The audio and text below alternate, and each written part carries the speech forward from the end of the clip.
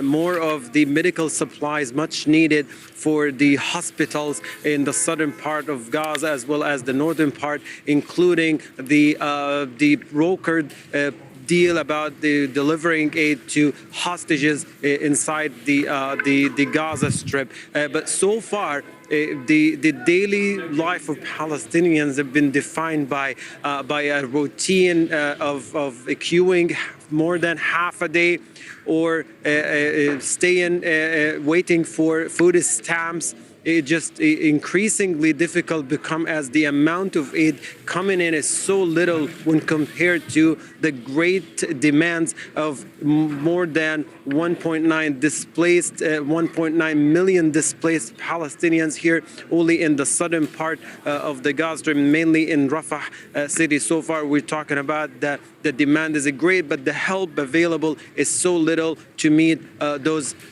demands. We're talking about food supplies, water supplies, as well as medical and other survival items much needed for overcrowded evacuation centers and areas here in Rafah city.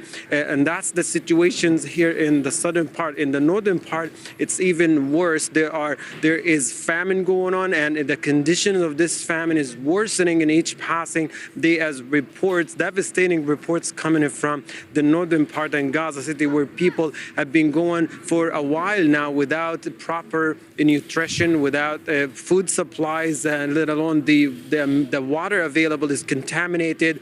There are no hospitals available. None of the hospitals in the northern part of Gaza is functioning right now due to the ongoing bombardment and the destruction, the lack of fuel that eventually pushed all of them out of service. So far, what has been allowed in terms of aided trucks does not satisfy the greatest need of people given the difficult living conditions. Indeed, and if trying to get aid and medicine was a problem, the public there, the Palestinians, have to deal with ongoing strikes in the Gaza Strip.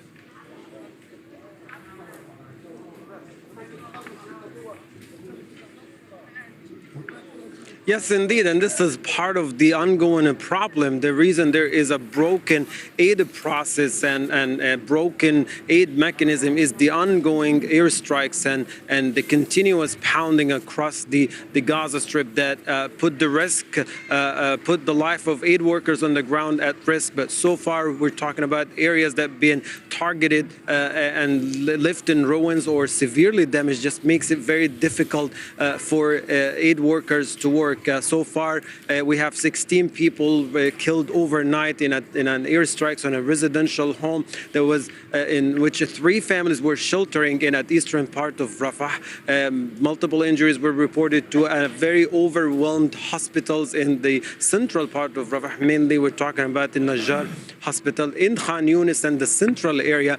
Another intense night of ongoing artillery shelling and heavy aerial bombardment, providing coverage for invading forces that in less than 24 hours for the second time pushed deeper to the central part of Khan Yunis, and on the way they're leaving much destruction to the residential homes and the infrastructure in the area, and causing a great deal of damage to a field hospital just near Nasser Hospital. That's the Jordanian field hospital, leaving much of its equipment in ruins, as well as injuring a number of the medical staff in that area, desecrating a cemetery nearby and removing newly buried bodies in graves, and just causing a great deal of panic for hundreds of thousands of displaced population within the courtyard of Nasser Hospital and within the vicinity of that district, causing a great deal of fear and panic to people.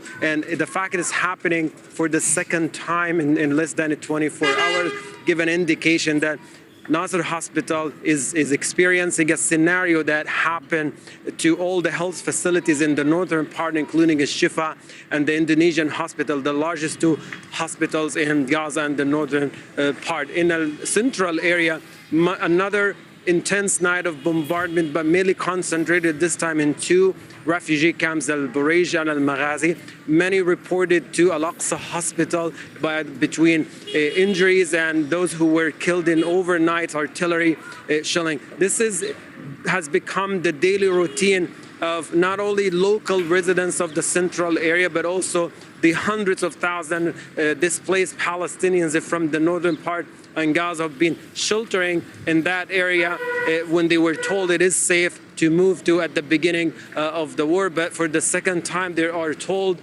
now to leave as the area becoming a red zone for the military, for the Israeli military, and there is a surge in the airstrikes going on.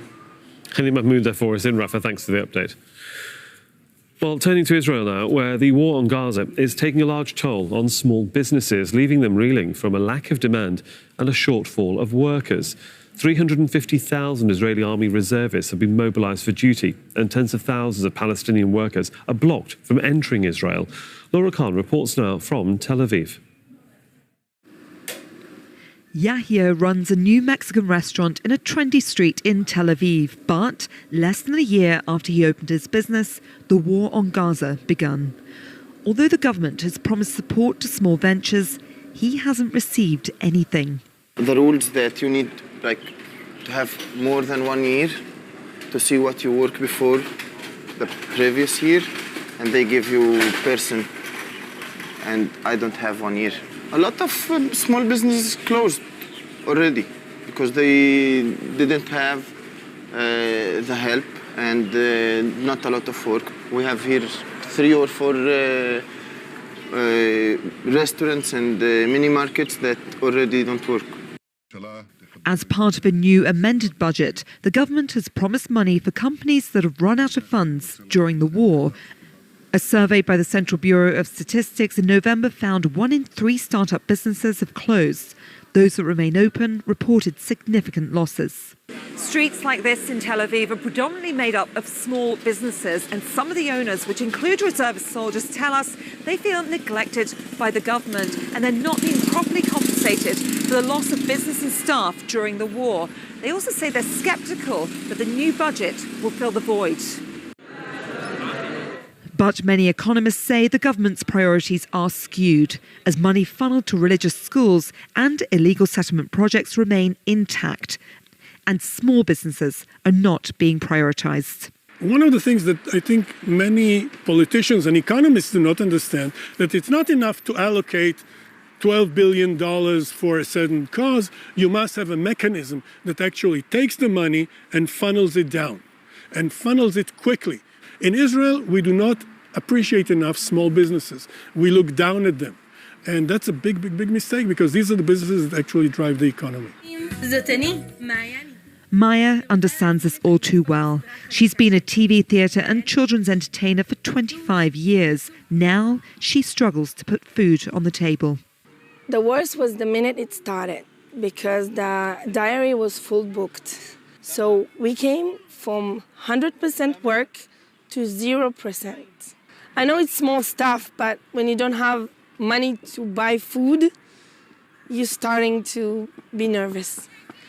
I even starting to lose my voice, get stressed, and I couldn't sleep. Small business owners like Maya says it's the working class and poor who are bearing the economic costs of the war and are also being forgotten. Laura Khan, Al Jazeera, Tel Aviv.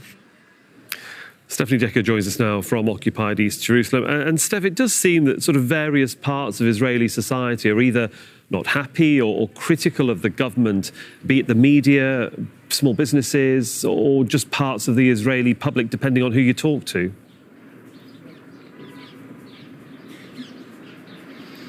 Yes, well, to give you an example, this deal to get medicine to the captives inside Gaza, which really the Israeli government wanted to be hailed a success, particularly Benjamin Netanyahu, who issued a statement around 5 days ago saying that it was him who had tasked the Mossad with going to Qatar with a deal to get these medicines to the hostages. Well, that only really transpired yesterday. As to the details, Israelis woke up to some of the main headlines.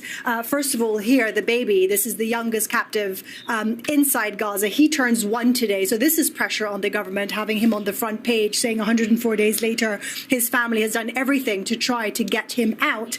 And the headline's very critical, actually, of this medicine deal. You have another of the main newspapers saying bitter medicine. Why is that? And the headline's talking about the fact that this deal actually showed the mess, in quotes, in the security establishment. The fact that Benjamin Netanyahu was so eager to announce the deal, I just referred to that about 4 or 5 days ago, and that his defense minister, Yoav Gallant, yesterday only found out from a Hamas official that according to this deal, initially, Israel was not going to inspect those aid trucks with the medicine. Now, this is something that Israel always insists upon. It is pretty unheard of to have trucks going into Gaza that aren't inspected by Israel. So as we saw unfold and as we reported yesterday, those aid trucks were ready to go. Then because of the outroar in the security establishment, they then went to be inspected by Israel, only then to be allowed into Gaza. So the irony here is that Benjamin Netanyahu already is under incredible fire. First of all, I don't think Israelis will ever forgive him for the events of October the 7th. They do hold him responsible. He has never taken any of that on board, but it now is a real backlash as the details are unfolding as to how that deal went on, and many people in the highest elements didn't know about these kinds of facts. So this is the mood here. And you were mentioning there that a lot of people are criticizing, yes, particularly the hostage families, also tens of thousands of people. You see them protesting in Tel Aviv every weekend, say that this government is not doing more to bring the captives back, that the war is not going to course, that they don't seem to know what they are doing. And I think these calls, as time goes on, and as people get more and more worried for the lives of the captives, those calls of criticism will keep increasing. Stephanie Decker there for us in occupied East Jerusalem. Thanks, Steph.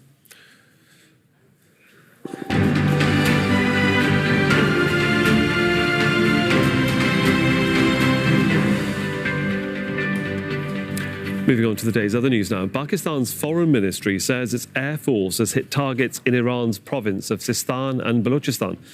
Iranian state media is reporting that 7 people have been killed. Iran's foreign ministry says that, and Iran carried out an attack on Tuesday which killed 2 children in Pakistan's Balochistan province. Now, Tehran says it was targeting an armed group fighting for the rights of the Sunni minority inside Iran. Islamabad has long alleged that those separatist groups are launching attacks on Pakistan from inside Iran. Well, Pakistan's foreign ministry spokesperson says Pakistan carried out the airstrikes to defend its sovereignty. This morning's action was taken in light of credible intelligence of impending large-scale terrorist activities against Pakistan by these terrorists. This action is a manifestation of Pakistan's unflinching resolve to protect and defend its national security against all threats. The successful execution of this highly complex operation is also a testimony to the professionalism of the armed forces of Pakistan. Pakistan will continue to take all necessary steps to preserve the safety and security of its people, which is sacrosanct, inviolable, and sacred. Let's cross over to our Pakistan correspondent Kamal Haider, who joins us now from the city of Sakhr in the southern province of Sindh in Pakistan. Kamal, when we spoke 24 hours ago, we didn't expect the situation to escalate in this fashion. Absolutely, and that escalation, of course, taking place after Pakistan decided to respond to the Iranian attack inside Pakistani territory. It must be understood that Balochistan encompasses 42% of the landmass, straddles the Arabian Sea with a strategic port in Gwadar very close to the Straits of Hormuz.